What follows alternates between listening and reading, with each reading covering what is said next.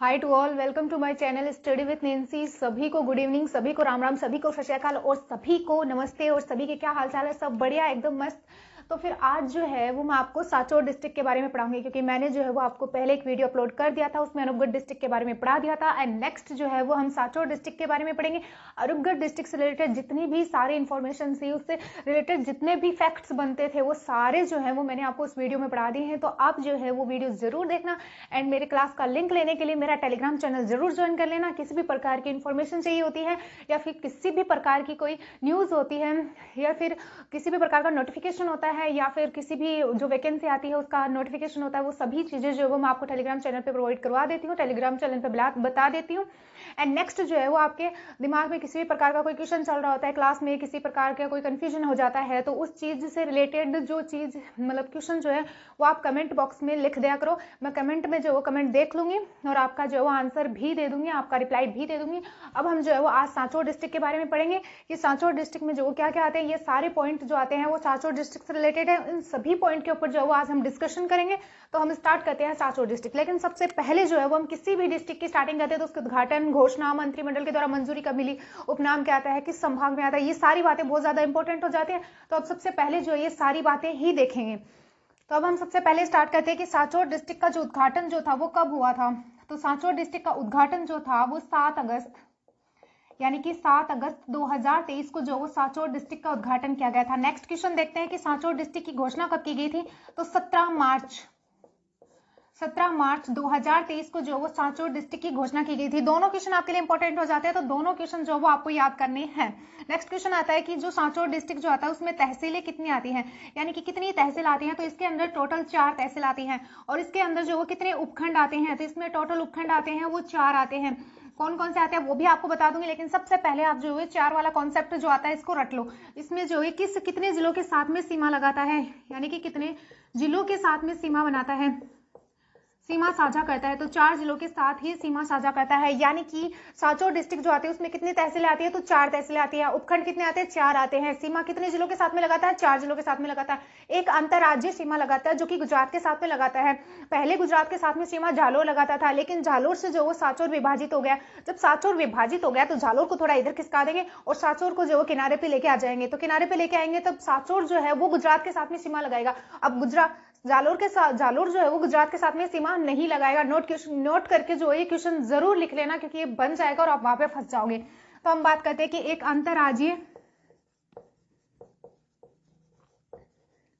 अंतरराज्यीय सीमा का साझा भी करता है, यानी कि सांचौर जो आता है वो अंतरराज्यीय सीमा साझा करता है। किसके साथ में करता है, तो वो भी आपको बता देंगे कि ये जो है वो गुजरात के साथ में सीमा साझा करता है, गुजरात के साथ में लगता है। और डाटा कितना है ये अभी आया नहीं है, आएगा तब बता देंगे। अंतरराज्यीय सीमा जो है वो साझा करता है गुजरात के साथ में। कैसे, तो ये जो होता है वो हमारा राजस्थान होता है। यहाँ पे जो है वो सांचौर डिस्ट्रिक्ट आता है, सांचौर डिस्ट्रिक्ट आता है। और यहाँ पे जो है वो हमारा गुजरात आता था, यानी कि इस एरिया में जो वो गुजरात आता है।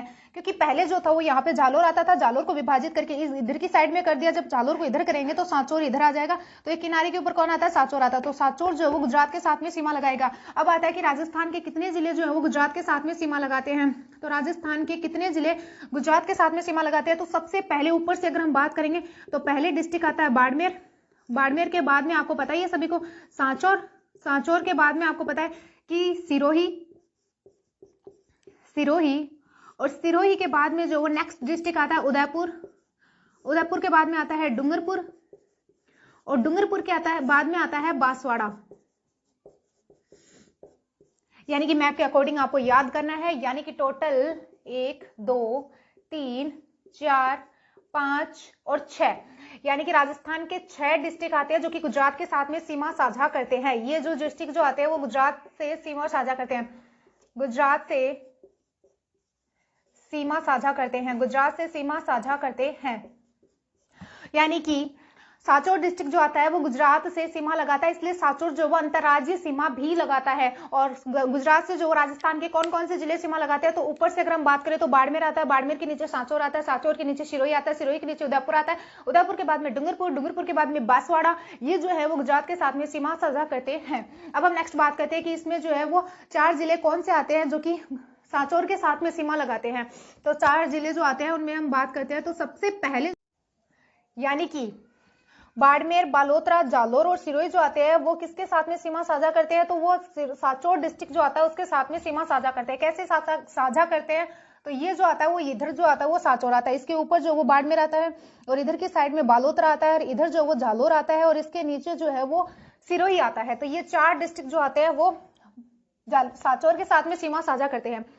सांचौर के साथ में सीमा साझा करने वाले 4 जिले आते हैं। इधर बाड़मेर आता है, बाड़मेर से विभाजित होकर बालोतरा बना था, फिर नीचे जो आता है वो जालोर आता है जिससे विभाजित होकर सांचौर बना था और फिर इधर जो है वो सिरोही आता है नीचे। तो बाड़मेर, बालोतरा, जालोर, सिरोही जो आते हैं वो सीमा साझा करते हैं सांचौर के साथ में। इसमें उपखंड कितने आते हैं? तो हम इनके उपखंड के बारे में बात करते हैं। तो एक तो जो आता है वो बागोड़ा आता है, बागोड़ा आता है, एक रानीवाड़ा आता है, बागोड़ा, रानीवाड़ा, चितलवाना आता है और एक खुद जो है वो सांचौर आता है, यानी कि एक खुद जो है वो सांचौर आता है। और यही जो है वो हमारी तहसीलें आती है। एक तो बागोड़ा तहसील आती है, बागोड़ा तहसील आती है, रानीवाड़ा तहसील आती है और चितलवाना तहसील आती है, चितलवाना तहसील आती है और एक सांचौर तहसील आती है। कितना सिंपल सा है, बहुत जल्दी ज्यादा जल्दी से जो है वो याद हो जाता है। ये बहुत ज्यादा शॉर्ट है, फटाफट से रट लिया करो। ये फैक्ट है, सारे के सारे फैक्ट है, इसको समझाने की कोई इतनी ज्यादा नीड नहीं होती है। तो हम सबसे पहले बात कर रहे थे कि सांचौर जिले का उद्घाटन जो था वो कब किया गया था? तो वो किया गया था 7 अगस्त 2023 को। सांचौर जिले का उद्घाटन 7 अगस्त 2023 को किया गया था। घोषणा 17 मार्च 2023 को की गई थी। और सांचौर जिले में कितनी तहसीलें आती है? तो 4 तहसीलें आती है। उपखंड कितने आते हैं? 4 आते हैं। कौन कौन सी तहसीलें आती है? बागोड़ा तहसील आती है, चितलवाना आती है, रानीवाड़ा आती है और एक जो है वो सांचौर खुद आता है। और नेक्स्ट आता है कि इसमें उपखंड कितने आते हैं? तो इसमें 4 उपखंड आते हैं। तो बागोड़ आता है, चितलवाना आता है, रानीवाड़ा आता है, सांचौर आता है। नेक्स्ट आता है कि सांचौर जिला जो आता है वो कितने जिलों के साथ में सीमा साझा करता है? तो ऊपर से बाड़मेर, बाड़मेर से विभाजित होकर बालोतरा, बालोतरा के बाद में जालोर, जालोर से विभाजित हुआ था सांचौर और सांचौर के नीचे सिरोही। इन 4 जिलों से जो है सीमा साझा करता है। सांचौर जो आता है वो एक अंतर्राज्यीय सीमा भी बनाता है जो कि गुजरात के साथ में बनाता है। और गुजरात के साथ में राजस्थान के कितने जिले सीमा साझा करते हैं? तो 6 जिले जो है वो सीमा साझा करते हैं। ऊपर से बाड़मेर, बाड़मेर के बाद में सांचौर, सांचौर के बाद में सिरोही, सिरोही के बाद में उदयपुर, उदयपुर के बाद में डूंगरपुर, बांसवाड़ा जो है वो सीमा साझा करते हैं। नेक्स्ट अगर हम बात करते हैं सांचौर डिस्ट्रिक्ट के बारे में, तो सांचौर डिस्ट्रिक्ट जो आता है इसके उपनाम क्या क्या आते हैं? उपनाम, सांचौर डिस्ट्रिक्ट के उपनाम। तो सांचौर डिस्ट्रिक्ट जो आता है इसको राजस्थान का पंजाब कहा जाता है, राजस्थान का पंजाब कहा जाता है। 5 नदियों का प्रवाह क्षेत्र होने के कारण इसको राजस्थान का पंजाब कहा जाता है। दूसरा जो आता है इसका प्राचीन नाम जो आता है वो मोहम्मदाबाद आता है, जो कि हमें कहाँ मिलता है? तो फारसी लेखों में जो है वो इसका नाम हमें मोहम्मदाबाद मिलता है। नेक्स्ट अगर हम बात करें तो इसके प्राचीन नाम क्या आता है? सांचौर का प्राचीन नाम क्या आता है? तो सांचौर का प्राचीन नाम जो आता है वो सच्चरपुर, जो कि संस्कृत साहित्य से लिया गया है, संस्कृत साहित्य से लिया गया है। नेक्स्ट आता है सचोर,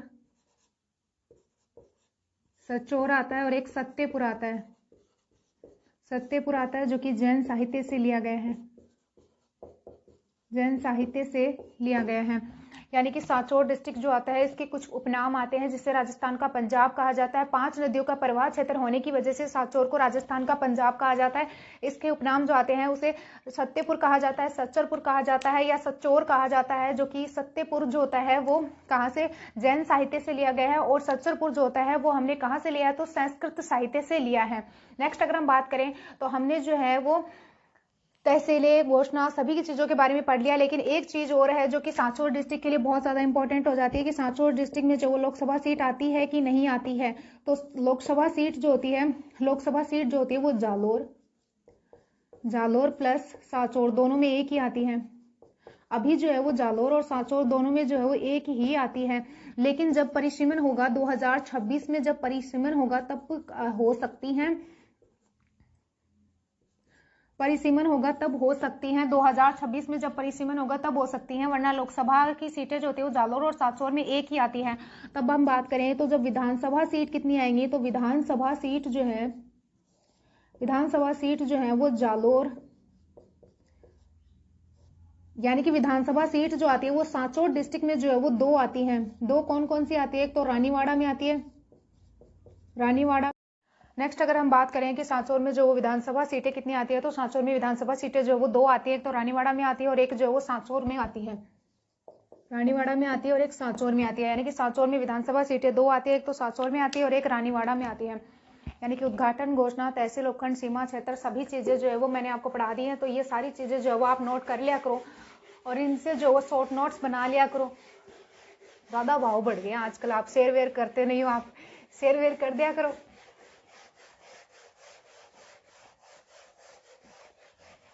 नेक्स्ट अगर हम बात करें कि हमने विधानसभा, लोकसभा सभी सीटों के बारे में देख लिया और सीमा के बारे में देख लिया। अब हम बात करते हैं कि जो ये जो आता है इसमें नदी कौन सी आती है, यानी कि सांचौर डिस्ट्रिक्ट से कौन सी नदी प्रभावित होती है। तो सांचौर डिस्ट्रिक्ट से जो वो लूनी नदी प्रभावित होती है। लूनी नदी जो आती है वो सांचौर डिस्ट्रिक्ट से प्रभावित होती है। लूनी नदी सांचौर डिस्ट्रिक्ट से प्रभावित होती है। अब लूनी नदी जो होती है वो कहाँ से निकलती है, तो लूनी नदी जो होती है वो यानी कि नाग पहाड़ अजमेर से, यानी कि नाग पहाड़ अजमेर से लूनी नदी का प्रवाह होता है और ये अजमेर से फिर जाती है ब्यावर में और ब्यावर के बाद में जाती है नागौर और नागौर के बाद में जाती है ये जोधपुर, जोधपुर के बाद में जाती है बालोतरा में, उसके बाद में बाड़मेर, बाड़मेर के बाद में ये जाती है सांचौर में।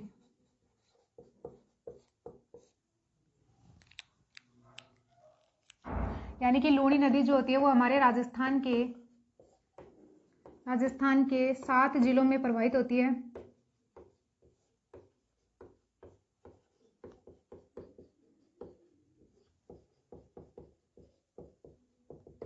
यानी कि लूनी नदी जो आती है वो हमारे राजस्थान के 7 जिलों में प्रवाहित होती है। नेक्स्ट अगर हम बात करें कि लूनी नदी के प्रवाह क्षेत्र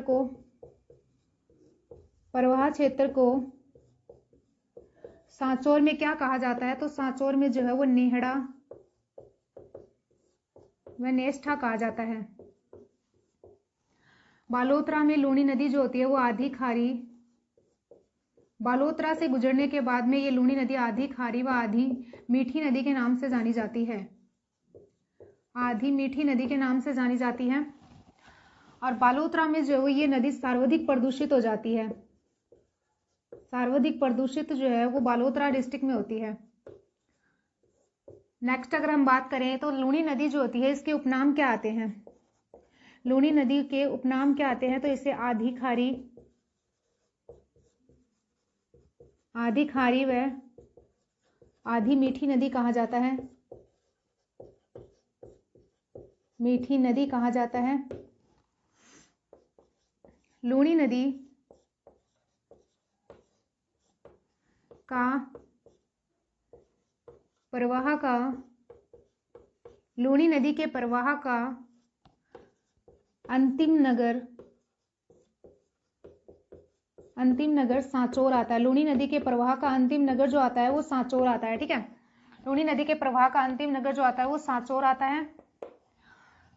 यानी कि हमारे सांचौर डिस्ट्रिक्ट से जो है वो प्रवाहित होने वाली नदी जो आती है वो लूनी नदी आती है। लूनी नदी जो है वो नाग पहाड़ अजमेर से निकलती है। अजमेर से निकलने के बाद में जो ये ब्यावर में, ब्यावर के बाद में नागौर में, नागौर के बाद में जोधपुर में, जोधपुर के बाद में बालोतरा, बालोतरा बाड़मेर और सांचौर, यानी कि राजस्थान के 7 जिलों में जो है वो प्रवाहित होती है लूनी नदी। लूनी नदी का जो उपनाम जो आता है वो आधी खारी व आधी मीठी नदी आता है, क्योंकि बालोतरा में जो है वो अजरक प्रिंट होती है, मलिर प्रिंट होती है। बालोतरा में अजरक प्रिंट, मलिर प्रिंट की वजह से जो वो रंगाई छपाई के कार्य होते हैं, जिसकी वजह से यहाँ का पानी जो होता है, इसका पानी जो होता है बहुत ज्यादा प्रदूषित हो जाता है और ये बालोतरा में आने के बाद में जो है वो खारी हो जाती है। तो इसलिए जो है यहाँ पे इसको आधी खारी व आधी मीठी नदी के नाम से जाना जाता है। और फिर अगर हम बात करें तो ये जो होती है यहाँ पे सर्वाधिक प्रदूषित हो जाती है, यानी कि जो अजरक प्रिंट और मल्लिर प्रिंट की वजह से बालोतरा में लूनी नदी सर्वाधिक प्रदूषित हो जाती है। सांचौर में जो है वो लूनी नदी के प्रवाह क्षेत्र को नेहड़ा या नेष्टा के नाम से जाना जाता है। लूनी नदी पर अंतिम जो लूनी नदी के जब निकलती है तब जो अंतिम नगर जो आता है वो सांचौर आता है। पहले जो था वो जालोर आता था, लेकिन वर्तमान में जालोर नहीं नहीं आता है, वर्तमान में जो वो सांचौर डिस्ट्रिक्ट आता है। तो लूनी नदी की जो पांच सहायक नदियां जो आती है वो भी सांचौर डिस्ट्रिक्ट में आती है, लेकिन आपके लिए मोस्टली जो है वो लूनी नदी इंपॉर्टेंट हो जाती है, तो आप जो है वो लूनी नदी को याद रखना। नेक्स्ट अगर हम बात करें कि जो सांचौर डिस्ट्रिक्ट जो आता है इसमें हस्तकला कौन सी आती है, हस्तकला कौन सी आती है, तो सांचौर डिस्ट्रिक्ट में हस्तकला जो आती है उसमें सबसे ज्यादा इंपॉर्टेंट माना जाता है चमड़ा उद्योग को, चमड़ा उद्योग को माना जाता है। चमड़ा उद्योग में जो है वो मोजड़ी आती है और जूतियां आती है, मोजड़ी व जूतियां आती है। नेक्स्ट अगर हम बात करें तो इसमें जो वो कौन कौन से उद्योग आते हैं, यानी कि यहाँ पर उद्योग कौन कौन सा आता है सांचौर में, तो एक तो स्टील उद्योग आता है, स्टील उद्योग आता है, फर्नीचर उद्योग आता है, फर्नीचर उद्योग आता है। अगर हम नेक्स्ट बात करें तो सांचौर डिस्ट्रिक्ट जो आता है यहाँ पे जो है वो किससे से विभाजित हुआ था, यानी कि सांचौर डिस्ट्रिक्ट किससे विभाजित हुआ था, तो सांचौर डिस्ट्रिक्ट जो है वो जालोर से विभाजित हुआ था। सांचौर डिस्ट्रिक्ट जो आता है वो किस संभाग में आता है, तो आप सभी को पता है कि 3 नए संभाग बने थे, उसमें पाली नया संभाग जो आता है, पाली संभाग में जो वो सांचौर डिस्ट्रिक्ट आता है। पाली संभाग में मैंने जब आपको पढ़ाया था डिस्ट्रिक्ट के बारे में, यानी कि जिलों के बारे में और संभाग व्यवस्था के बारे में बताया था, तब मैंने आपको बताया था कि पाली संभाग में जो है वो कितने जिले आते हैं, पाली खुद आता है, एक जालोर आता है, और एक जो है वो सांचौर आता है, और एक सिरोही आता है, यानी कि 4 डिस्ट्रिक्ट जो आते हैं वो पाली संभाग के अंतर्गत आते हैं। नेक्स्ट अगर हम बात करें कि सांचौर डिस्ट्रिक्ट जो आता है यहाँ पर कौन सी फसलें आती हैं, यानी कि फसलें कौन कौन सी आती हैं, तो सांचौर डिस्ट्रिक्ट में जो वो इसबगोल की खेती की जाती है, जिसे घोड़ा जीरा कहा जाता है, घोड़ा जीरा कहा जाता है, या जीरा जो आता है उसकी फसलें यहाँ पे देखने को हमें मिलती है। नेक्स्ट अगर हम बात करें, ये एक पॉइंट हो गया। नेक्स्ट अगर हम बात करें गोगाजी की ओलड्डी, गोगाजी की ओलड्डी जो आती है वो भी सांचौर में आती है। तो ये गोगाजी की ओलड्डी जो आती है ये कहाँ पे आती है, सांचौर में, यानी कि सांचौर में भी जगह का नाम पूछ लेते हैं, ये आप नोट कर लेना, जो मैंने आपको शॉर्ट नोट्स के रूप में बनाए हैं वो सभी बातें। गोगाजी की ओलड्डी जो आती है वो किलोरिया की ढाणी में जो है वो गोगाजी की ओलड्डी आती है, किलोरिया की ढाणी सांचौर जो आता है यहाँ पर गोगाजी की ओलड्डी आती है। नेक्स्ट अगर हम बात करें तो इसका निर्माण किसने किया था, तो गोगाजी की ओलड्डी का निर्माण जो था वो राजा राम कुम्हार के द्वारा किया गया था, राजा राम कुम्हार के द्वारा किया गया था। नेक्स्ट अगर हम बात करें, यानी कि राजा राम कुम्हार के द्वारा जो वो गोगाजी की ओलड्डी का निर्माण किया गया था। गोगाजी से रिलेटेड और फैक्ट्स जो होते हैं उनके बारे में अगर हम डिस्कशन करें तो गोगाजी का जो गोगा नवमी जो होती है वो भाद्रपद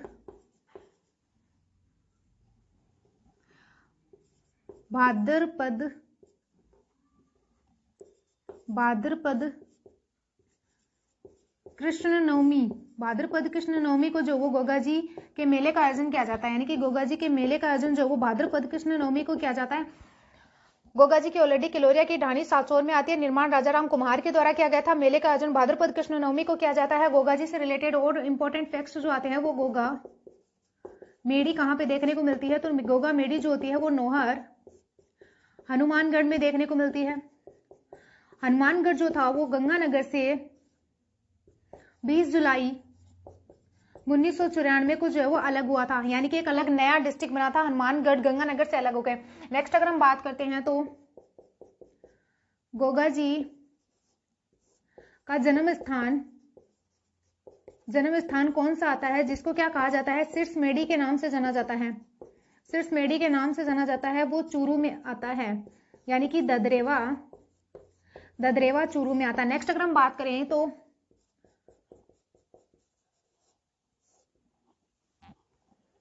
गोगाजी की धुरमेड़ी कहाँ पे देखने को मिलती है, धुरमेड़ी या फिर गोगाजी के मेले का आयोजन कहाँ पे किया जाता है, बहुत बड़े मेले का आयोजन जो है वो नोहर हनुमानगढ़ में किया जाता है,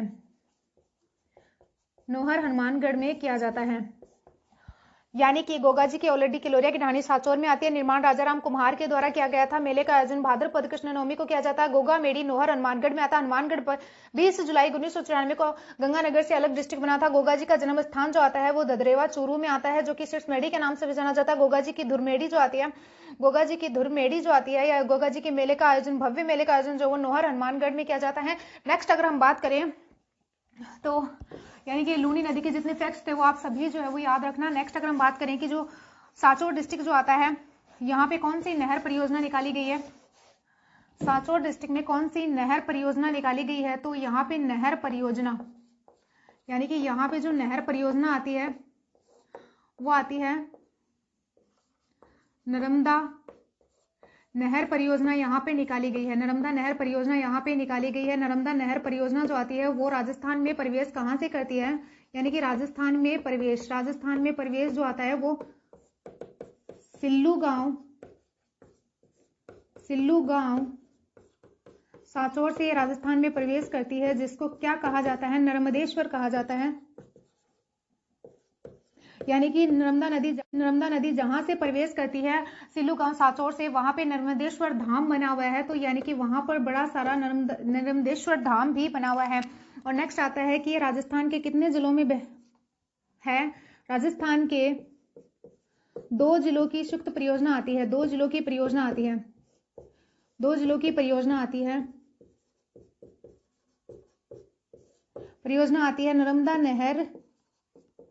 नर्मदा नहर जो है वो कहां से निकाली गई है, नर्मदा नहर सरदार सरोवर डैम से निकाली गई है। नर्मदा नहर परियोजना जो आती है वो नर्मदा नदी के ऊपर आती है, नर्मदा नदी के ऊपर आती है। और नर्मदा नदी का उद्गम कहां से होता है, तो नर्मदा नदी का उद्गम जो है वो अमरकंटक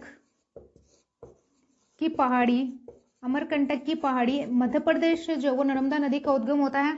और नर्मदा नहर परियोजना जो आती है वो भारत के कितने जिलों की संयुक्त परियोजना आती है, भारत के 4 राज्यों की संयुक्त परियोजना आती है, 4 राज्यों की संयुक्त परियोजना आती है। 4 राज्य कौन से आते हैं, तो इसमें सबसे पहले जो है वो हमारा गुजरात आता है, उसके बाद में जो है वो मध्य प्रदेश आता है, उसके बाद में महाराष्ट्र आता है, महाराष्ट्र के बाद में जो वो राजस्थान आता है। राजस्थान में नर्मदा नहर परियोजना की कुल कितनी लंबाई आती है, तो राजस्थान में नर्मदा नहर परियोजना की लंबाई जो आती है वो 74 किलोमीटर आती है। नेक्स्ट अगर हम बात करें तो नर्मदा नहर परियोजना की शुरुआत कब से की गई थी, कहाँ पे लिखे,